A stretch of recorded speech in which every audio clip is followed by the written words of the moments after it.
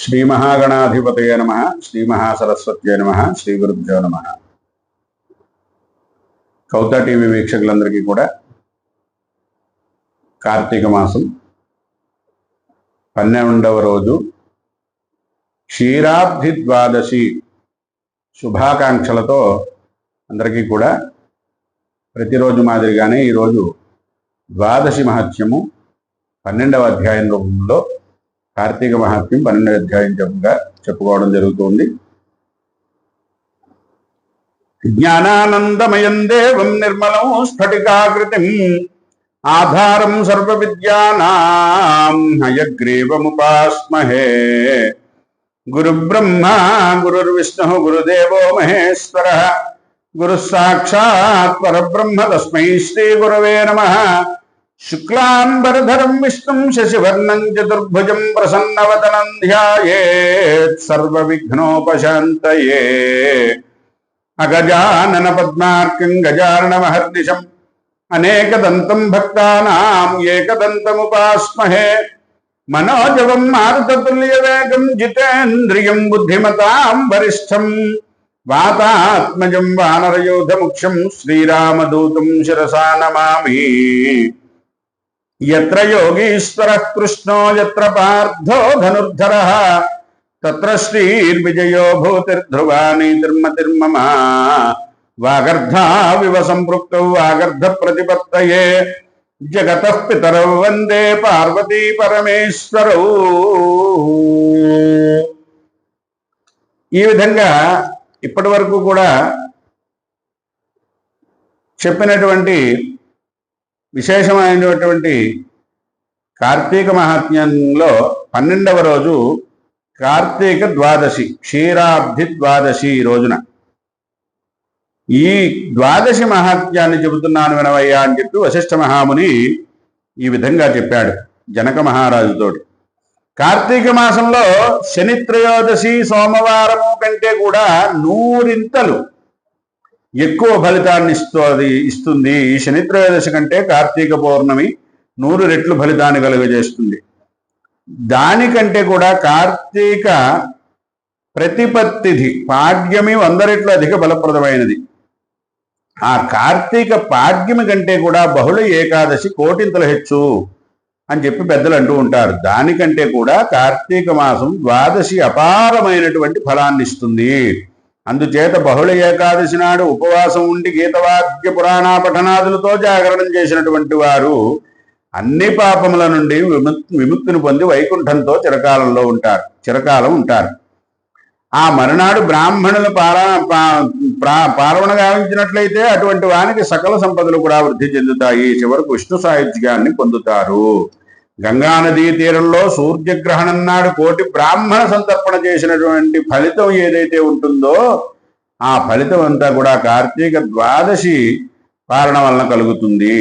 1000 గ్రహణాలు, 10,000 వ్యతిపాతాలు, 1,00,000 అమావాస్యలు ద్వాదశి యొక్క 16వ వంతునకు సమానం కాలేవు. ఎక్కువ పుణ్యాన్ని ఇచ్చేటువంటి తిథులు ఎన్నో ఉన్నాయి. కానీ విష్ణుప్రియమైనటువంటి ద్వాదశి వాటన్నిటికంటే కూడా ఎన్నో రెట్లు అధిక ఫలమును ఇస్తుంది. కార్తీక శుద్ధ ద్వాదశి శ్రీమన్నారాయణుడు నిద్ర నుండి లేస్తాడు. అందువలన ఆ తిథి స్వామికి ప్రియమైనటువంటిది. ఆ రోజున ఒక బ్రాహ్మణునికైనా అన్నదానం చేసేటువంటి వారు దేహాంతరములో విష్ణులోకం పొంది సకల సుఖాలను కూడా పొందుతారు. కార్తీక ద్వాదశి నాడు ధనము దానము చేసినట్లయితే ధర్మాల కంటే గొప్ప ధర్మం ఆచరించినట్లు అవుతుంది. కాబట్టి ఎక్కువ పుణ్యఫలం లభిస్తుంది. స్త్రీ గాని పురుషుడు గాని కార్తీక ద్వాదశి నాడు పసిడి కొమ్ములు కలదియు, వెండి గిట్టలు కలదియు, పాలిచ్చేది అయినటువంటి ఆవును దూడతో సహితంగా పూజించి దానం చేసినట్లయితే ఆ గోవుకు ఎన్ని రోమములు ఉంటాయో అన్ని సంవత్సరాలు సర్వాధిపత్యం కలుగుతుంది. కార్తీక ద్వాదశి నాడు భక్తితో వస్త్రదానం గావించినట్లయితే జన్మాంతరముల పాపముల నుండి విముక్తిని పొంది విష్ణులోకాన్ని చేరుకుంటారు. దీనికి సందేహం లేదు. కార్తీక ద్వాదశి పౌర్ణమి ప్రతిపత్తులతో కాంస్య పాత్రలతో నెయ్యి పోసి దీపదానం చేసినట్లయితే 1,000,000 జన్మలలో సంపాదించుకున్నటువంటి గొప్ప గొప్ప పాపములన్నీ తొలగిపోతాయి. ఫలాలు దక్షిణ తాంబూలాలతో యజ్ఞోపవీతాన్ని ద్వాదశి నాడు దానం చేసినట్లయితే ప్రాప్తించేటువంటి ఫలాన్ని వివరిస్తున్నాను వినవయ్యా అని చెప్పి ఈ విధంగా చెప్పాడు. అటువంటి వాడు ఈ భూలోకంలో తర్వాత స్వర్గలోకంలో విస్తార భోగములను అనుభవించి అంతరమున మోక్షను వైకుంఠంలో విష్ణుమూర్తి వలె సంతోషపడగలరు. కార్తీక ద్వాదశి నాడు సాలగ్రామాన్ని బంగారు తులసితో పూజించి వేదాధ్యయనుడి సంపన్నుడైనటువంటి బ్రాహ్మణునికి బంగారును తులసిని దానం చేయడం వలన 4 సముద్రాల పర్యంతం ఉన్నంత భూమిని దానం చేస్తే ఎంత ఫలితం కలుగుతుందో అంత ఫలితం కలుగుతుంది. అందువలన సువర్ణ తులసి దానం శ్రేష్టమైనది అని చెప్పి పెద్దలు చెబుతూ ఉంటారు. ఈ విషయానికి సంబంధించినటువంటి సర్వపాపహరమైనటువంటి ఒక ఇతిహాసం ఉంది, చెబుతున్నాను వినన్నాడు. పవిత్రమైనటువంటి గోదావరి నదీ తీరాన దురాచారవంతుడైనటువంటి ఒక కోమటి ఉండేవాడు. ఆ వైష్ణుడు ఇతరులకు పెట్టడు సరికదా, వాడు కూడా తినడు. వాడు తన జన్మలో ఒక్కరికైనా ఉపకారం చేసి ఎరగడు. ఎల్లప్పుడూ పరనింద చేస్తూ పరద్రవ్యాన్ని అపహరిస్తూ ఉండేవాడు. వాడు ఒక బ్రాహ్మణునికి అప్పు ఇచ్చి ఆ బ్రాహ్మణుని దగ్గర నుండి ఎక్కువ సొమ్ము రాబట్టుకోవటం కొరకు గ్రామాంతరములలో ఉన్నటువంటి అతని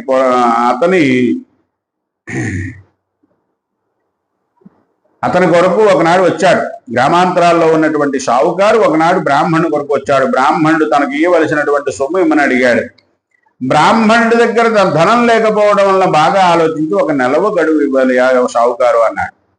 ఎవరైతే అప్పులో ఉంటాడో వాడికి కల్పం వరకు అనకపుద్దడమే కాకుండా దేహాంతరమున అతని కొరకే పుట్టి వాడి రుణం అంతా తీరుస్తాడు. కాబట్టి ఆ స్థితి కోరి తెచ్చుకోలేనని కూడా చెప్పాడు. ఆ మాటలు విన్న వైశ్యుడు కోపంతో కళ్ళెర చేసి, ఓ మూర్ఖుడా, నా సొమ్ము ఇప్పుడు ఇమ్ము, ఈ విధముగా ఇవ్వకపోయినట్లయితే నిన్ను ఇప్పుడే కత్తితో పడి చంపేస్తానన్నాడు. ఆ బ్రాహ్మణుని జుట్టు పట్టుకుని లాగి క్రింద పారవేసి వేదాంత పారంగుడిని ఆలోచించకుండా కాలితో తన్నాడు. అంతేకాకుండా సూర్యుడి యొక్క గుర్రాలని మునికొనలతో కొట్టినట్లు తన చేతిలో ఉన్నటువంటి ఖడ్గంతో ఆ బ్రాహ్మణుని కొట్టగా వెంటనే చనిపోయాడు. బ్రహ్మహత్య చేసినటువంటి ఆ షావుకారు భయపడి రాజభటుల వల్ల ఏమి ప్రమాదం ముంచుకొస్తుందో అని త్వరగా ఇంటికి చేరుకుని ఏమి ఎరిగిన వాని వలె ఉండిపోయాడు. కొంతకాలానికి అతనికి ఆయుర్దాయం తీరింది. తీరటం వలన చనిపోయాడు. వెంటనే యమభటులు వారిని తాళ్లతో కట్టి యమపురికి ఈడ్చుకుని పోయారు. యమధర్మరాజు ఆజ్ఞ ప్రకారం వారిని రౌరవాది నరకంలో పారేశారు. అతని కుమారుడు ధర్మవీరుడని పేరు సంపాదించుకున్నాడు. సదా ధర్మముల యందు ఆసక్తి కలిగి తన తండ్రి సంపాదించినటువంటి ధనాన్ని అంతా బావులు, చెరువులు, బాటలు, ప్రజా సౌకర్యం కోసం ఏర్పాటు చేయిస్తూ విశేషమైనటువంటి వివాహములు, విపనయనాలు కూడా చేయిస్తూ యజ్ఞాలలో మిక్కిలి ఆసక్తి కలిగి అన్ని వేళలా కూడా ఆకలి అని వచ్చిన వాళ్లకు, బ్రాహ్మణులకు, అన్ని వర్ణముల వారికి అన్నదానం చేస్తూ ఉండేవాడు. ఈ విధంగా కొంతకాలం గడిచేసరికి ఒక రోజున ఆ వైశ్యుడు బ్రాహ్మణులను ఆచరిస్తున్నటువంటి సమయంలో వాని అదృష్టం వలన నారద మునీంద్రుల వారు వీణ మీటుకుంటూ గోవింద నారాయణ కృష్ణ విష్ణు వైకుంఠ నివాసమూర్తి శ్రీవత్స విశ్వంధర దేవదేవ సమస్త దేవేశ నమో నమస్తే అని పాడుకుంటూ యమలోకాన్ని చూసిన తర్వాత అక్కడికి వచ్చాడు. ఆ నారద మునీంద్రుల వారిని చూసినటువంటి ధర్మవీరుడు ఆనంద సాగరంలో మునిగిపోయి కంటిని ఉన్నటువంటి ఆనంద భాష్పములు రాలుతూ ఉండగా సాష్టాంగ నమస్కారం చేశాడు. నారదుల వారిని లేవనెత్తి కౌగలించుకున్నాడు. తర్వాత ఆ వైశ్యుడు అర్ఘ్యపాత్యాది విధులతో వారి నారద మునీంద్రుల వారిని పూజించి, ఓ త్రిలోక సంచారి, ఓ మునిశ్రేష్ఠ, మీ వంటి వారి రాక మా వంటి వారికి కడు దుర్లభము. నేను ఏ జన్మలో చేసుకున్నటువంటి పుణ్యమో నేడు ఫలించింది. తమ దర్శన భాగ్యం వలన పుణ్యాలన్నీ సార్థకమయ్యాయి అని విన్నవించుకున్నాడు. నారద మహర్షి ధర్మవీరుని మాటలు ఆలకించి చిరునవ్వులు చిందిస్తూ, ఓ ధర్మవీర, నా మాటలు సావధానంగా విను. కార్తీక ద్వాదశి హరికి మికిలి ఇష్టమైనది. చాలా ఇష్టమైనటువంటి ఆ రోజున వాడు చేసేటువంటి స్నాన దానాదులు ఎల్లప్పుడూ కూడా విస్తారమైనటువంటి ఫలితాన్ని ఇస్తాయి. భాగ్యవంతుడు అయినప్పటికీ, దరిద్రుడైనప్పటికీ, యతి అయినప్పటికీ, వానప్రస్థుడైనప్పటికీ, బ్రాహ్మణుడు గాని, క్షత్రియుడు గాని, వైశ్యుడు గాని, శూద్రుడు గాని, ఆడవారు గాని, ఎవ్వరైనా గాని తులారాశిలో సూర్య భగవానుడు సంచారం చేస్తూ ఉండగా ద్వాదశి నాడు ఆదివారమును సాలగ్రామం చేసినట్లయితే వారి పాపములన్నీ కూడా నశిస్తాయి. నీ తండ్రి యమలోకంలో రౌరవాది మహాఘోరమైనటువంటి నరకంలో నానా అవస్థలు అభినభిస్తున్నాడు. అతని పాపాలు నశించేందుకు కార్తీక ద్వాదశి ఎందు సాలగ్రామం దానం చెయ్యి అని బోధించాడు. అప్పుడు ఆ వైశ్యుడు, స్వామి, గోవులు, భూమి, తిలలు, హిరణ్యం మొదలైన దానాలు చేయటం వల్ల ఏ ఏ ఫలితాలు ఉంటాయో వాటికంటే మించినటువంటి ఫలితము శిలాదానం వలన కలుగుతుందా? సాలగ్రామం శిలాదానం వలన ప్రయోజనం ఉండదని నేను అనుకుంటున్నాను. ఎందుచేతనంటే అది ఆకలి తీర్చలేదు, అందుచేత అటువంటి దానం చేయటం వలన నా వల్ల కాదు అన్నాడు. మునీంద్రుల వారు ఎన్ని విధములు చెప్పి చూసినా కూడా ప్రయోజనం లేకపోవడం వలన అదృశ్యమయ్యాడు. కొంతకాలం గడిచిన తర్వాత ధర్మవీరుడు మరణించాడు. నారదోపదేశాన్ని తిరస్కరించడం వలన సాలగ్రామ దానం చేయకపోవడం వల్ల మూఢుడైనటువంటి ఆ వీరుడు 3 జన్మాలు పులిగాను, 3 జన్మలు కోతిగాను, 5 జన్మలు ఎద్దుగాను, తరువాత 10 జన్మల స్త్రీగాను పుట్టి విధవత్వాన్ని పొందుతూ 11వ జన్మలో ఒక యాచకుని కూతురుగా కలిగాడు. ఆ బిడ్డ పెరిగి పెద్దదై రూపలావణ్యాలు కలిగి పెళ్లిడికి వచ్చింది. ఆమె తండ్రి మంచి సంబంధం చూసి పెళ్లి చేశాడు. పెళ్లి జరుగుతూ ఉండగానే పెళ్లి కొడుకు చనిపోయినాడు.